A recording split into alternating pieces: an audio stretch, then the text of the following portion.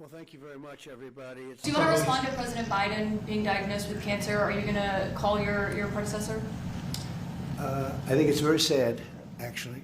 I'm surprised that it wasn't, the public wasn't notified a long time ago, because to get to stage 9, that's a long time.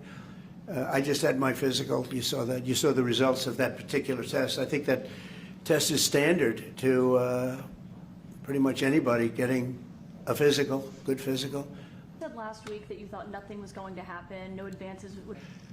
And it takes a long time to get to that situation. Now, I think, to get to a stage 9, I think that if you take a look, it's the same doctor that said that Joe was cognitively fine. There was nothing wrong with him. Well, he said, if it's the same doctor, he said there was nothing wrong there, and that's being proven to be a sad situation. In your mind, is Ukraine doing enough to...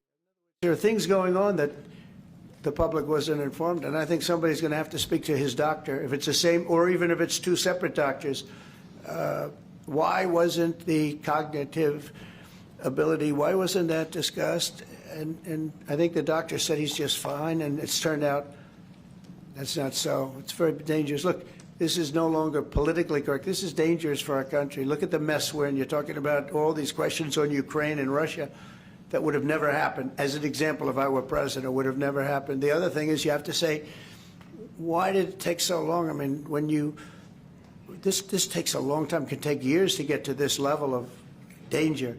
So it's a very, very sad situation, and I feel very badly about it. And I think people should try and find out what happened, because I'll tell you, I don't know if it had anything to do with the hospital. Walter Reed is really good.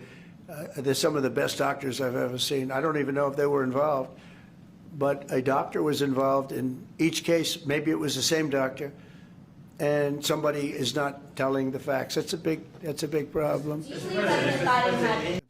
This is the Oval Office, and